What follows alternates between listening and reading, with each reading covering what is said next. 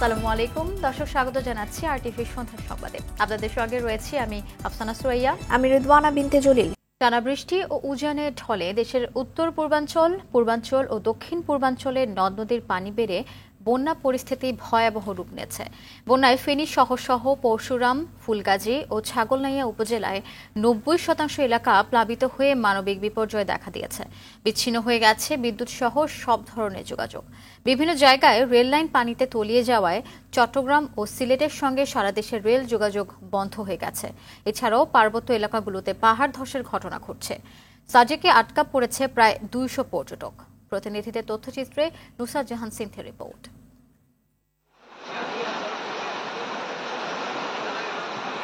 ভারত থেকে নেমে আসা ঢল ও টানা কয়েকদিনের ভারী বৃষ্টিতে স্মরণকালের ভয়াবহ বন্যার কবলে ফেনী ও নোয়াখালী সহ দেশের ৮ জেলা।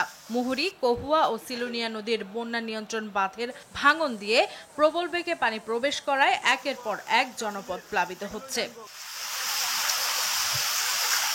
ফেনীর ৩.৫ লাখের বেশি গ্রাহক বিদ্যুৎ বিচ্ছিন্ন হয়ে পড়েছে। সব ধরনের যোগাযোগও বন্ধ হয়ে গেছে। এতে চরম দুর্ভোগ ও আতঙ্কে দিন কাটছে স্থানীয় বাসিন্দাদের। ফেনী শহর সহ পরশুরাম, ফুলগাজী ও ছাগলনাইয়া উপজেলায় ৯০% এলাকা পানিতে তলিয়ে গেছে। নোয়াখালীর ৯টি উপজেলার মধ্যে ৮টিতেই জলাবদ্ধতা সৃষ্টি হয়েছে। সোনাইমুড়ি, সেনবাগ, বেগমগঞ্জ সহ বিভিন্ন স্থানে পানিতে ডুবে আছে ঘরবাড়ির রাস্তাঘাট, ফসলি জমি। খাবার ও সুপেয় পানির সংকটে মানবেতর অবস্থা বাসিন্দাদের। চট্টগ্রামের ফটিকছড়ি উপজেলার ১৮টি ইউনিয়নের সবকটি বন্যায় প্লাবিত হয়েছে। এছাড়াও ভারী বৃষ্টিপাত অব্যাহত থাকায় পাহাড় ধসের সতর্কতা জারি করা হয়েছে। বেড়িবাঁধ ছুঁই ছুঁই করছে গোমতী নদীর পানি। এতে আতঙ্কিত হয়ে পড়েছে কুমিল্লা শহরের মানুষ। ব্রাহ্মণবাড়িয়ার আখাউড়ায় পানিবন্দী আছে ৫৩০টি পরিবার। পানিতে ডুবে গেছে আখাউড়া স্থলবন্দর। বন্ধ হয়ে গেছে আখাউড়া আগরতলা সড়ক যোগাযোগ। অতিবৃষ্টিতে কক্সবাজারের হোটেল, মোটেল, পর্যটন স্পট সহ জেলার রামু, নাইক্ষ্যংছড়ি, উখিয়া ও টেকনাফের অনেক এলাকা প্লাবিত হয়েছে। ধসের শঙ্কায় পাহাড়ের চূড়া ও পাদদেশে বসবাসকারীদের নিরাপদে সরে যাওয়ার নির্দেশ দিয়েছে স্থানীয় প্রশাসন। নিকট অতীতে এমন বন্যা দেখেনি খাগড়াছড়ির মানুষ। পানির স্রোত আর পাহাড় ধসে ভাঙছে ঘরবাড়ি। জেলার ৯ উপজেলায় শতাধিক গ্রাম প্লাবিত হয়ে পানিবন্দী হয়ে পড়েছে প্রায় ১০,০০০-এরও বেশি পরিবার। রাঙামাটিতে বন্যা পরিস্থিতির অবনতি হওয়ার পাশাপাশি টানা পাহাড়ি ঢলে বিভিন্ন এলাকায় অন্তত ২০টি পাহাড় ধসের ঘটনা ঘটেছে। বন্ধ হয়ে গেছে রাঙামাটি খাগড়াছড়ি আন্তজেলা যান চলাচল। এতে সাজেক বেড়াতে যাওয়া প্রায় ২০০ পর্যটক আটকা পড়েছে। মৌলভীবাজারের সবকটি নদীর পানি বিপদসীমার উপর দিয়ে প্রবাহিত হচ্ছে। এতে পানিবন্দী দিন কাটছে লাখো মানুষের। সিলেট, সুনামগঞ্জেও বাড়ছে নদ নদীর পানি। এদিকে অতিবৃষ্টি ও জলাবদ্ধতার কারণে লক্ষ্মীপুর ঢাকা আঞ্চলিক মহাসড়ক সহ শহরের অভ্যন্তরীণ রাস্তাগুলো পানিতে তলিয়ে সড়ক যোগাযোগ বিঘ্নিত হচ্ছে।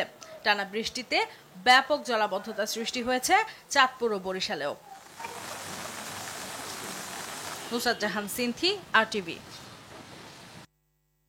দর্শক, বন্যা পরিস্থিতির আরো খবর জানবো। সহকর্মী সাদ্দাম হোসেন আছেন ব্রাহ্মণবাড়িয়ার আখাউড়ায়, তিনি যোগ দিচ্ছেন আমাদের সাথে। সাদ্দাম, ভয়াবহতার অবস্থা আমরা দেখছিলাম কিছুক্ষণ আগে এই সংবাদে। আখাউড়া স্থলবন্দরে কতটি পরিবার আশ্রয় নিয়েছে, সেই সাথে জানাবেন যে পানিবন্দী মানুষের অবস্থা কি, কতজন মানুষ সেখানে পানিবন্দী হয়ে আছেন? আপনাকে ধন্যবাদ। আপনি জানেন যে ভারতের উজান থেকে নেমে আসা যে পানি, সে পানির কিন্তু ব্রাহ্মণবাড়িয়ার আখাউড়ার স্থলবন্দর দিয়ে বাংলাদেশে প্রবেশ করছে, এবং যার ফলে কিন্তু এই আখাউড়া উপজেলায় 5টি ইউনিয়ন ইতিমধ্যে যেগুলো নিম্নাঞ্চল সেগুলো কিন্তু প্লাবিত হয়েছে। এবং এই প্লাবিত এলাকায় অর্থাৎ মোট পানি বন্দী রয়েছেন প্রায় 1500+ হবে। আমি বিকেলে কথা বলেছিলাম উপজেলা নির্বাহী কর্মকর্তা গাজলা পারভিন রুহি, তিনি আমাকে সেটা নিশ্চিত করেছেন এবং তিনি বলেছেন যে আসলে এই পানিবন্দী যে পরিবারগুলো রয়েছে তাদেরকে শুকনো খাবার সহ বিভিন্নভাবে তাদেরকে তদারকি করছেন এবং তারা খোঁজ খবর নিচ্ছে এবং 11টি আশ্রয় কেন্দ্র কিন্তু করেছে আখাউড়া উপজেলায় এবং এই 11টি আশ্রয় কেন্দ্রে কিন্তু যারা ঘরবন্দি পানিবন্দী ছিল তারা কিন্তু তাদেরকে ওইখানে আশ্রয় দেওয়া হয়েছে এবং তাদেরকে সেখানে শুধু খাবার ব্যবস্থা করেছেন এবং সরকারের পাশাপাশি কিন্তু স্বেচ্ছাসেবী যারা রয়েছেন তারাও কাজ করছেন এবং বৈষম্য বিরোধী ছাত্র আন্দোলনে যারা নেতৃত্ব দিয়েছিলেন তারাও কিন্তু কাজ করছেন এবং আরেকটা বিষয় জানেন যে গতকাল থেকে কিন্তু অনির্দিষ্টকালের জন্য এখন পর্যন্ত কিন্তু আখাউড়া স্থলবন্দর দিয়ে কিন্তু যাত্রী পারাপার এবং আখাউড়া স্থলবন্দর দিয়ে আমদানি রপ্তানিকারকের যে ব্যবসায়িক কার্যক্রম সেটা কিন্তু বন্ধ রয়েছে। তার কারণ হচ্ছে যে একমাত্র যে সড়কটি রয়েছে আখাউড়া স্থলবন্দর দিয়ে সেটি কিন্তু বিকল্প একটি নির্মাণাধীন একটি সেতু ছিলেন, সেটির পাশে একটি বিকল্প সেতু নির্মাণ করেছিলেন, সেটি পানির তুরে ভেঙে যায়, যার ফলে কিন্তু একেবারে অনির্দিষ্টকালের জন্য এখন পর্যন্ত কিন্তু যাত্রী পারাপার এবং আমদানি রপ্তানির যে ব্যবসায়িক কার্যক্রম সেটি কিন্তু বন্ধ রয়েছে। আমি উপজেলা নির্বাহী কর্মকর্তার সাথে কথা বলেছি, তিনি বলছেন যে আসলে পুরো উপজেলায় তারা মনিটরিং করছেন, তারা খোঁজ খবর নিচ্ছেন এবং যেখানে সবচেয়ে বেশি পানিবন্দী কিংবা ঘরবন্দি হয়ে পড়েছেন মানুষ তাদেরকে উদ্ধার কাজ তারা চালাচ্ছেন এবং আজকে কিন্তু জেলা প্রশাসক এবং উপজেলা প্রশাসনের পক্ষ থেকে বেশ কয়েকটি এলাকায় কিন্তু তারা শুকনো খাবার বিতরণ করছেন এবং তিনি আশ্বস্ত করছেন যে আসলে তারা সব মিলিয়ে তারা এই উপজেলায় পানিবন্দী যারা রয়েছেন কিংবা যারা বিপদে রয়েছেন তাদেরকে খোঁজখবর নিচ্ছেন এবং আখাউড়া উপজেলার যে বিষয়টা স্থলবন্দরে যেটা এখন পর্যন্ত কিন্তু পানি স্বাভাবিক অর্থাৎ পানির যে পরিমাণ সেটা বেড়ে যাওয়ার কারণে এখন পর্যন্ত কিন্তু বলা যাচ্ছে না যে কখন ইমিগ্রেশনের কার্যক্রম কিংবা বন্দরের কার্যক্রম শুরু হবে। তো এই ছিল আমার কাছে রিদওয়ানা সর্বশেষ। সাদ্দাম, ধন্যবাদ আপনাকে। দর্শক, এবারে বন্যা পরিস্থিতির খবর জানাতে কুমিল্লা থেকে সরাসরি যোগ দিচ্ছেন সহকর্মী আবুল খায়ের। আমরা সংবাদে যেমনটি দেখছিলাম যে গোমতী নদীর পানি বাড়তে শুরু করেছে। একটু জানতে চাই আপনার কাছে যে পানি যেহেতু বাড়ছে, পানি বাড়তে থাকা আসলে পরিস্থিতি কোন দিকে যাচ্ছে জানাবেন আমাদের। যে আফসানা, এই মুহূর্তে বিপদসীমার 115 সেন্টিমিটার উপর দিয়ে কিন্তু গোমতী নদীর পানি প্রবাহিত হচ্ছে। যত সময় গড়াচ্ছে ততই কিন্তু পানির যেই প্রবাহ কিন্তু আরও বেশি বৃদ্ধি পাচ্ছে। বিশেষ করে ভারতের ত্রিপুরা রাজ্যটি কিন্তু আমাদের কুমিল্লা থেকে একটু উপরে পাহাড়ি অঞ্চলে, সেখান থেকে কিন্তু পানির যে ঢল, সেই ঢল কিন্তু গোমতী নদীর দিয়ে প্রবাহিত হচ্ছে এবং প্রতিনিয়তই পানির প্রবাহ বৃদ্ধি পাচ্ছে। এতে যে কোনো সময় গোমতীর যে দুটি বাঁধ রয়েছে, অর্থাৎ গোমতী রক্ষা বেড়িবাঁধ যে দুটি রয়েছে, যে কোনো সময় এই বেড়িবাঁধ দুটির যে কোনো অংশ দিয়ে ভেঙে পড়তে পারে বলে আশঙ্কা করা হচ্ছে। একটু আগে এই বেড়িবাঁধ এলাকা পরিদর্শন করেছেন কুমিল্লার জেলা প্রশাসক খন্দকার মুশফিকুর রহমান এবং পানি উন্নয়ন বোর্ডের নির্বাহী প্রকৌশলী খান মোহাম্মদ ওয়ালিউজ্জামান। পানি উন্নয়ন বোর্ড জেলা প্রশাসনকে যেটা জানিয়েছেন যে রাতেই এই বেড়িবাঁধ এলাকাগুলোকে রেড অ্যালার্টের আওতায় আনতে হবে এবং রেড অ্যালার্ট জারি করতে হবে, কারণ যে কোনো সময় এই বাঁধ, দুই পাশের বাঁধ ভেঙে যাওয়ার আশঙ্কা রয়েছে বলে পানি উন্নয়ন বোর্ড আশঙ্কা করছে এবং ধারণা করছে। এদিকে জেলার আদর্শ সদর উপজেলা দেবিদ্বার এবং মুরাদনগর এলাকার প্রায় 15 থেকে 20টি অংশ দিয়ে বেড়িবাঁধের বিভিন্ন ছিদ্র দিয়ে পানি প্রবাহিত হয়ে, অর্থাৎ পানি কিন্তু লোকালয়ে প্রবেশ করছে। এসব ছিদ্রগুলো বন্ধ করার জন্য কিন্তু স্থানীয় লোকজন এবং স্বেচ্ছাসেবী বিভিন্ন সংগঠনের লোকজন কিন্তু তারা কাজ চালিয়ে যাচ্ছে। রাতে কিন্তু যে কোনো সময় ভয়াবহ দুর্ঘটনা ঘটতে পারে, অর্থাৎ যে কোনো অংশ দিয়ে যদি গোমতীর বেড়িবাঁধ ভেঙে যায় তাহলে কিন্তু বিস্তীর্ণ এলাকা প্লাবিত হতে পারে। তাছাড়া কুমিল্লার যে আদর্শ সদর উপজেলা রয়েছে, অর্থাৎ গোমতী নদীর যে দক্ষিণ বেড়িবাঁধ রয়েছে, এই বেড়িবাঁধ যদি ভেঙে যায় তাহলে কিন্তু শহর যেই কুমিল্লা নগরী, এই নগরী কিন্তু প্লাবিত হওয়ার আশঙ্কা রয়েছে। এদিকে ঢাকা চট্টগ্রাম মহাসড়কের 14 গ্রাম এলাকায় কিন্তু ফেনী থেকে যেই বন্যার পানি আসছে, এতে কিন্তু 14 গ্রাম এলাকায় যানবাহন চলাচল বন্ধ রয়েছে। সব মিলিয়ে কিন্তু সব এলাকাতেই, কুমিল্লার প্রতিটি এলাকাতেই কিন্তু পানি বৃদ্ধি পাচ্ছে। এই ছিল গোমতীর পানি বৃদ্ধি সহ বন্যার সর্বশেষ পরিস্থিতি। জি, অসংখ্য ধন্যবাদ আপনাকে। দর্শক, এই পর্যায়ে নোয়াখালীর বন্যা পরিস্থিতির খবর জানাতে আমাদের সাথে যুক্ত হচ্ছেন গিয়াসউদ্দিন রনি। নোয়াখালীর ভয়াবহতার কথা আমরা কিছুক্ষণ এর আগেও আমরা জেনেছি, গতকাল থেকেই শুনছিলাম ভয়াবহ পরিস্থিতি বন্যার কারণে। একটু জানতে চাই এখন কি অবস্থা, সেই সাথে প্রশাসন কোনো তৎপরতা দেখেছেন কিনা?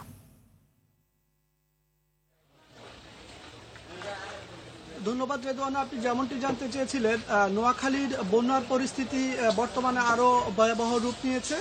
প্রশাসন থেকে জানানো হয়েছে আজ রাতের মধ্যে ফেনীর মুহুরী নদী থেকে যেই আপনার জোয়ারের পানি আসছে, এতে নোয়াখালী আরও ব্যাপক বিস্তৃত পানিতে প্লাবিত হতে পারে।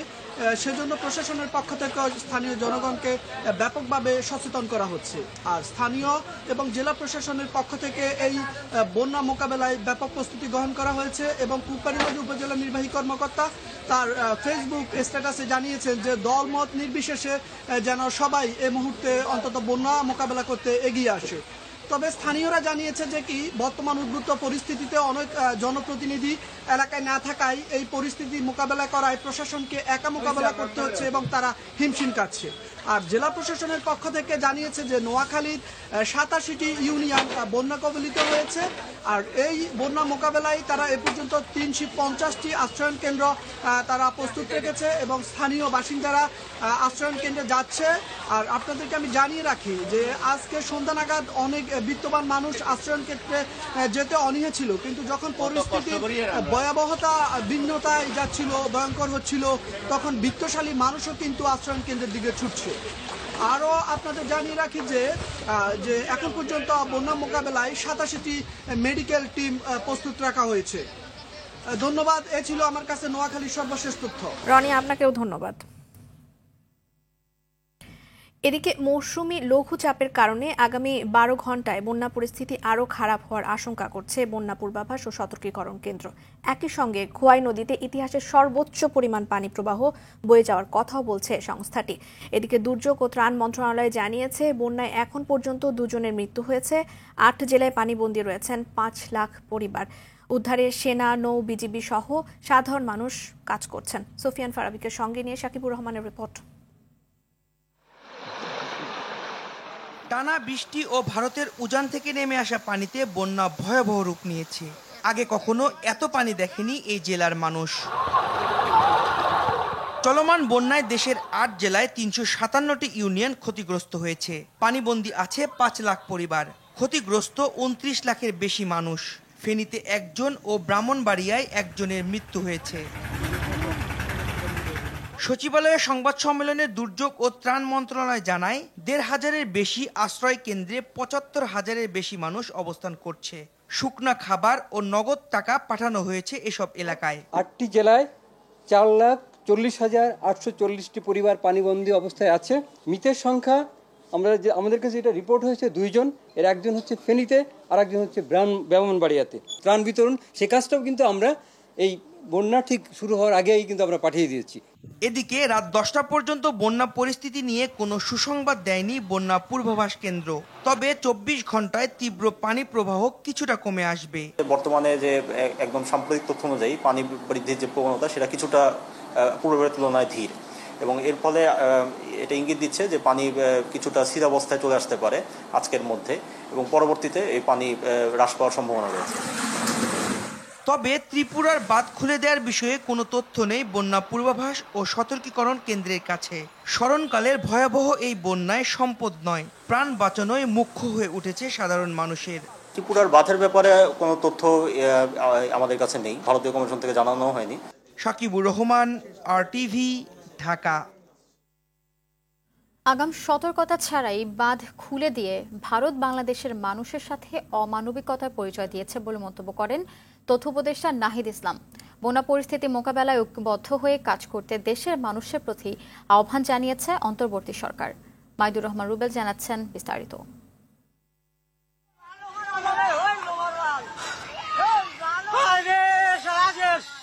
গোমতী নদীর উপর ভারতের দেয়া বাঁধের ডম্বুর গেট খুলে দেওয়ায় যে গতিতে পানি প্রবেশ করছে তা দেখলে যে কেউ ভয় পাবে। 1984 সালের পর ভারত এই প্রথম গেট খুলে দিয়েছে বলে সামাজিক মাধ্যমে পোস্ট দিয়েছেন ধর্ম উপদেষ্টা।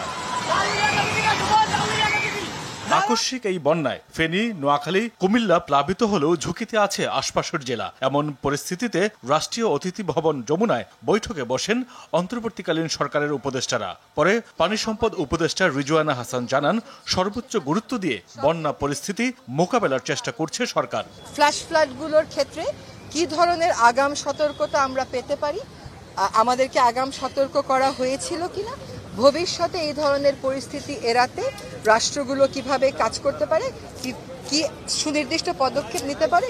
বন্যা পরিস্থিতি মোকাবেলায় ঐক্যবদ্ধ হয়ে সবাইকে কাজ করার আহ্বান জানিয়েছেন তথ্য উপদেষ্টা নাহিদ ইসলাম। বলেন, আগাম সতর্কতা না দিয়ে বাঁধ খুলে ফেনী, নোয়াখালী, কুমিল্লার মানুষের জীবন হুমকির মুখে ফেলে দিয়েছে ভারত। আগাম সতর্কতা এবং প্রস্তুতি নেবার সুযোগ না দিয়েই এই যে বাঁধ খুলে দেওয়া হয়েছে, এটির মাধ্যমে ভারত অমানবিকতার পরিচয় দিয়েছে এবং বাংলাদেশের সাথে অসহযোগিতা করছে। আমরা আহ্বান করব, আমরা আশা করব দ্রুত সময়ের মধ্যে ভারত বাংলাদেশের জনগণ বিরোধী এ ধরনের নীতি থেকে সরে আসবে। ব্যবসায়ীদের প্রতি বিশেষ আহ্বান থাকবে যাতে তারা এখানে মানবিক দৃষ্টিকোণ থেকে এগিয়ে আসে। আর উপদেষ্টা আসিফ মাহমুদ বলেছেন, 15 দিন হলো সরকার দায়িত্ব গ্রহণ করেছে। দেশের দুর্যোগপূর্ণ ও সংকটকালীন সময়ে বিভিন্ন দাবিতে আন্দোলন না করে ধৈর্য ধরার আহ্বান জানান তিনি। আপনাদের যে আন্দোলনের অধিকার সেটা আপনারা করবেন, তবে এই দুর্যোগপূর্ণ এবং সংকটকালীন মুহূর্তে সব পক্ষের প্রতি আহ্বান থাকবে এই ধৈর্য ধরে আমাদের অপেক্ষা করার, এবং আমরা সবারই দাবি শুনবো। জাতীয় ঐক্যের আহ্বান আমরা সরকারের পক্ষ থেকে করছি। সকল পক্ষকে এগিয়ে আসতে হবে এবং এই দুর্যোগপূর্ণ পরিস্থিতি মোকাবেলায় আমাদেরকে একসাথে কাজ করতে হবে। দ্রুত সময়ের মধ্যে ভারত বাংলাদেশের জনবিরোধী সকল নীতি থেকে সরে আসবে বলে মনে করেন অন্তর্বর্তীকালীন সরকার।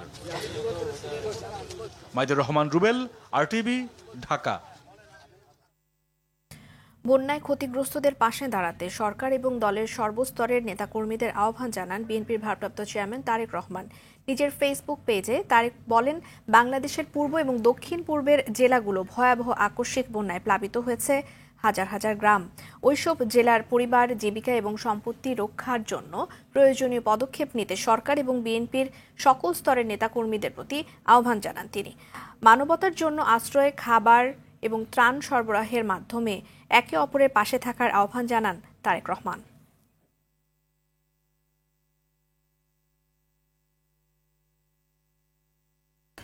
ভারতের সাথে নদী ও পানি বণ্টনের বিষয়ে দুই দেশের উচ্চ ক্ষমতা সম্পন্ন একটি কমিটির বৈঠক হতে পারে বলে জানিয়েছেন প্রধান উপদেষ্টা ডক্টর মোহাম্মদ ইউনূস। সীমান্তে সমস্যা হলে যেভাবে বৈঠক হয় সেই আদলে এই বৈঠকটি অনুষ্ঠিত হবে। প্রধান উপদেষ্টা ডক্টর মোহাম্মদ ইউনূসের সাথে ভারতের হাই কমিশনার প্রণয় ভার্মার সৌজন্য সাক্ষাৎ শেষে এই তথ্য জানান প্রধান উপদেষ্টা প্রেস সচিব শফিকুল আলম।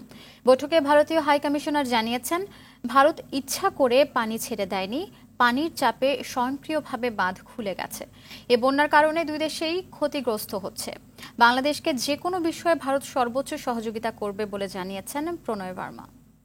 প্রণয় ভার্মা বলেছেন যে ওনারা বাংলাদেশের সাথে কাজ করতে চান, বাংলাদেশকে ওনারা বাংলাদেশের শেয়ার্ড প্রসপ্যারিটি বাংলাদেশ এবং ইন্ডিয়ার মধ্যে ওইটার ব্যাপারে ওনারা এমফাসিস দিয়েছেন। উনি বলেছেন, we strongly believe in a strong and prosperous Bangladesh. উনি মোর পজিটিভ এঙ্গেজমেন্টের কথা বলেছেন বাংলাদেশের সাথে। দেশের শীর্ষ 5 শিল্প গোষ্ঠীর কর ফাঁকি অনুসন্ধানে তদন্তে নেমেছে জাতীয় রাজস্ব বোর্ডের কেন্দ্রীয় গোয়েন্দা সংস্থা।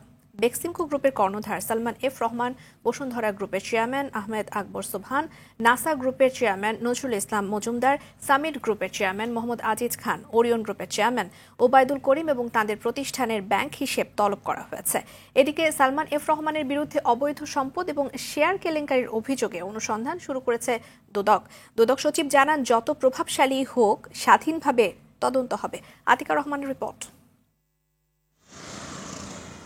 দেশের 5 শিল্পগোষ্ঠীর গত কয়েক বছরের আয়কর, ভ্যাট, কাস্টম সংক্রান্ত যাবতীয় তথ্য সংগ্রহ করে কর ফাঁকি অনুসন্ধানের সিদ্ধান্ত নেয় জাতীয় রাজস্ব বোর্ড। গত 21 August NBR chairman Abdur Rahman Khan এ ব্যাপারে কেন্দ্রীয় গোয়েন্দা সংস্থার কর্মকর্তাদের সঙ্গে বৈঠক করেন। নানা পন্থায় বিপুল পরিমাণ অবৈধ সম্পদ অর্জনকারী সন্দেহভাজন ব্যক্তি ও প্রতিষ্ঠানের বিরুদ্ধে কর ফাঁকির বিশেষ অনুসন্ধান শুরু করে জাতীয় রাজস্ব বোর্ডের সেন্ট্রাল ইন্টেলিজেন্স সেল CIC।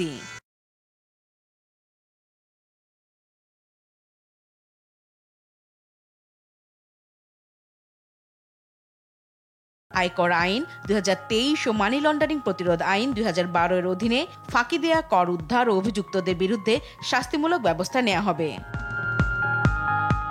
এদিকে সালমান রহমানের বিরুদ্ধে অবৈধ সম্পদ অর্জন, অর্থ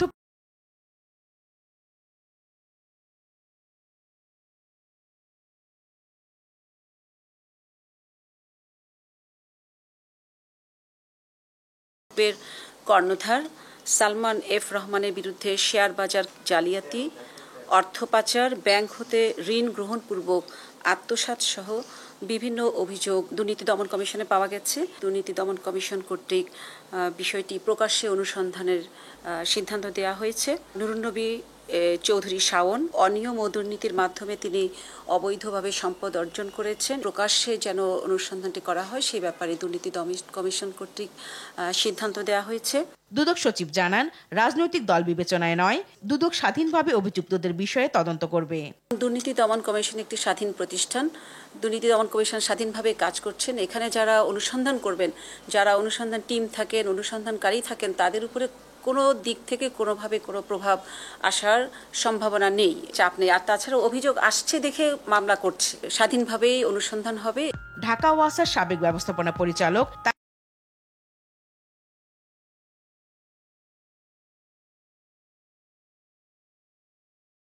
সরকারি কর্মকর্তা, ব্যবসায়ী সহ প্রায় 200 ব্যক্তির বিরুদ্ধে দুর্নীতির অভিযোগ যাচাই বাছাই করছে সংস্থাটি। আতিকা রহমান, RTV, ঢাকা। বাংলাদেশের এই ঐতিহাসিক সময়ে পাশে থাকতে চায় জাতিসংঘ, সহযোগিতা করতে চায় অন্তর্বর্তীকালীন সরকারকে। সকালে পররাষ্ট্র মন্ত্রণালয়ে পররাষ্ট্র সচিবের সাথে সাক্ষাৎ শেষে জাতিসংঘের প্রতিনিধি দলের প্রধান রোরি মুঙ্গোভেন বলেন, তারা আলোচনা করবে, তদন্ত নয়। একই সঙ্গে ফ্যাক্ট ফাইন্ডিং মিশন কিভাবে কাজ করবে সেটাও আলোচনা করা হবে বলে জানায় প্রতিনিধি দল। ছাত্র জনতার অভ্যুত্থান দমনে শেখ হাসিনার সরকারের নৃশংসতা, বিশেষ করে নির্বিচারে গুলি, হত্যা এবং মানবাধিকার লঙ্ঘনের ঘটনাগুলো নিয়ে আলোচনার জন্য প্রাথমিক এই কারিগরি দলটি বাংলাদেশে এসেছেন। প্রায় এক সপ্তাহের সফরে তারা বিভিন্ন রাজনৈতিক দল ও সামাজিক সংগঠনের প্রতিনিধিদের সাথেও আলোচনা করবে বলে জানা গেছে। পাচার হওয়া টাকা ফেরত আনতে বাংলাদেশ সরকারকে সহযোগিতা করার আশ্বাস দিয়েছে সুইজারল্যান্ড সরকার। দুপুরে রাজধানীর গুলশানে দলীয় চেয়ারপারসনের রাজনৈতিক কার্যালয়ে বিএনপি মহাসচিব মির্জা ফখরুল ইসলাম আলমগীরের সঙ্গে সৌজন্য সাক্ষাতে এমন আশ্বাস দেন সুইজারল্যান্ডের রাষ্ট্রদূত রেতো রেঙ্গোলি। বিএনপি স্থায়ী কমিটি এবং আন্তর্জাতিক বিষয়ক সদস্য আমির খসরু মাহমুদ চৌধুরী সভা শেষে জানান, বাংলাদেশকে গণতান্ত্রিক কাঠামো ফিরিয়ে আনার বিষয়েও আলোচনা হয়। অন্তর্বর্তী সরকারকে সহযোগিতার আশ্বাসও দেন সুইজারল্যান্ডের রাষ্ট্রদূত। ছাত্র জনতাকে নির্বিচারে হত্যার অভিযোগে আওয়ামী লীগকে নিষিদ্ধ ও নিবন্ধন বাতিল চেয়ে করা রিটের শুনানির জন্য আগামী রোববার দিন ধার্য করেছেন হাইকোর্ট। বিচারপতি AKM আসাদুজ্জামান ও বিচারপতি মোহাম্মদ মাহবুবুল ইসলামের সমন্বয়ে গঠিত হাইকোর্ট বেঞ্চ শুনানির দিন পিছিয়ে এই আদেশ দেন। গত 19 আগস্ট হাইকোর্টে রিট আবেদনটি দায়ের করা হয়। আবেদনে শেখ হাসিনার নামে যেসব প্রতিষ্ঠান রয়েছে সেগুলোর নাম পরিবর্তনও চাওয়া হয়। এছাড়া দেশ সংস্কারের লক্ষ্যে বর্তমান অন্তর্বর্তী সরকারের মেয়াদ সর্বনিম্ন 3 বছর চাওয়া হয় রিট আবেদনে। সেই সঙ্গে বিদেশে পাচার করা 11 লাখ কোটি টাকা ফেরত আনতে এবং বিগত আওয়ামী লীগ সরকারের আমলে চুক্তিভিত্তিক নিয়োগ পাওয়া কর্মকর্তাদের চুক্তি বাতিল চাওয়া হয়েছে রিট আবেদনে। নরসিংদীর রায়পুরা উপজেলা চরাঞ্চল শ্রীনগরে আধিপত্য বিস্তারকে কেন্দ্র করে দুই পক্ষের সংঘর্ষে নারীসহ 4 জন নিহত হয়েছেন। এ সময় গুলি এবং টেঁটার আঘাতে আহত হয়েছেন অর্ধশতাধিক মানুষ। ভোরে সায়দাবাদ গ্রামে এই ঘটনাটি ঘটে। নিহতরা হলেন আমির হোসেন, আনিস মিয়া, ফিরোজা বেগম এবং জুনাইদ। স্থানীয়রা জানিয়েছেন, শ্রীনগর ইউনিয়নে সায়দাবাদ এবং বালুচর এলাকাবাসীর মধ্যে দীর্ঘদিন ধরে আধিপত্য বিস্তারকে কেন্দ্র করে বিরোধ চলে আসছিল। এর জের ধরে গতকাল থেকে দুই পক্ষের মধ্যে সংঘর্ষের ঘটনা চলতে থাকে। এক পর্যায়ে সকালে আবারও সংঘর্ষ বাঁধলে গোলাগুলিতে দুই পক্ষের 4 জন নিহত হন। রায়পুরা থানার ভারপ্রাপ্ত কর্মকর্তা জানিয়েছেন, ঘটনাস্থলে গিয়ে পরিস্থিতি নিয়ন্ত্রণ করছে পুলিশ। এছাড়াও পটুয়াখালীর গলাচিপায় হাদিজা বেগম নামে এক নারীর গলা কাটা মৃতদেহ উদ্ধার করেছে পুলিশ। অন্তর্বর্তীকালীন সরকারি উপদেষ্টা ও মানবাধিকার সংস্থা অধিকারের সাবেক সম্পাদক আদিলুর রহমান খান এবং পরিচালক নাসির উদ্দিন এলানকে ঢাকার সাইবার ট্রাইব্যুনালে দেয়া 2 বছরের কারাদণ্ডের সাজা ও অর্থদণ্ড বাতিল করে রায় দিয়েছেন হাইকোর্ট। এছাড়া পৃথক একটি রিট আবেদন নিষ্পত্তি করে এনজিও ব্যুরোকে অধিকারের নিবন্ধন নবায়ন নির্দেশ দিয়ে রায় দিয়েছে হাইকোর্টের অন্য একটি বেঞ্চ। 2013 সালের 5ই মে মতিঝিলের শাপলা চত্বরে হেফাজতে ইসলামের সমাবেশে আইনশৃঙ্খলা রক্ষাকারী বাহিনীর অভিযান নিয়ে অসত্য বিকৃত তথ্য প্রচারের অভিযোগে আদিলুর ও নাসিরের বিরুদ্ধে মামলা হয়। 2023 সালে সেপ্টেম্বরে তথ্য ও যোগাযোগ প্রযুক্তি আইনের 57 ধারার এই মামলায় অভিযুক্ত দুজনকে 2 বছর করে কারাদণ্ড ও 10,000 টাকা অর্থদণ্ড দেয় ঢাকা সাইবার ট্রাইব্যুনাল। বৃহস্পতিবার বিচারপতি আব্দুর রবের একক বেঞ্চ সাইবার ট্রাইব্যুনালের এই রায় বাতিল করে দেন। হত্যা মামলায় গ্রেফতার 71 টেলিভিশন থেকে চাকরিচ্যুত head of news Shakil Ahmed এবং প্রিন্সিপাল করেসপন্ডেন্ট ফারজানা রূপার 4 দিনের রিমান্ড মঞ্জুর করেছেন আদালত। বৈষম্য বিরোধী ছাত্র আন্দোলন চলাকালে উত্তরা পূর্ব থানা এলাকায় পোশাক কর্মী ফজলুল করিম হত্যা মামলায় বিকেলে তাদের আদালতে হাজির করে 10 দিনের রিমান্ড আবেদন করেন মামলার তদন্তকারী কর্মকর্তা। শুনানি শেষে ঢাকার মেট্রোপলিটন ম্যাজিস্ট্রেট আহমদ হুমায়ুন কবির তাদের 4 দিনের রিমান্ড মঞ্জুর করেন। মোবাইলে আর্থিক সেবাদাতা প্রতিষ্ঠান নগদ বন্ধ করতে নয়, বরং প্রতিষ্ঠানটির আরও উন্নতি করতে বাংলাদেশ ব্যাংক চেষ্টা করছে বলে মন্তব্য করেন সদ্য প্রশাসক হিসেবে নিয়োগ পাওয়া পরিচালক মোহাম্মদ বদিউজ্জামান দিদার। আজ দায়িত্ব নেয়ার পর নগদ লিমিটেডের কার্যালয়ে সংবাদ সম্মেলনে তিনি একথা বলেন। মোহাম্মদ বদিউজ্জামান দিদার বলেন, নগদ নিয়ে করা সকল অপপ্রচার বন্ধ করে প্রতিষ্ঠানটিকে এগিয়ে নেয়াই তার লক্ষ্য, তার এবং তার সহযোগীদের লক্ষ্য। বলেন, এক মুহূর্তের জন্য নগদের কোনো কার্যক্রম বন্ধ হয়নি এবং হবে না। এই পর্যায়ে শুরুতেই জানাবো ন্যাশনাল লাইফ ইন্স্যুরেন্স আন্তর্জাতিক সংবাদ। ভারতে 4 বছর বয়সী 2 শিশুকে যৌন হয়রানির অভিযোগে মুম্বাইয়ের বাদলাপুর শহরে ব্যাপক বিক্ষোভ চলছে। আর এই বিক্ষোভ ঠেকাতে বুধবার সে জায়গার সব স্কুল ও ইন্টারনেট সেবা বন্ধ করে দিয়েছে স্থানীয় কর্তৃপক্ষ।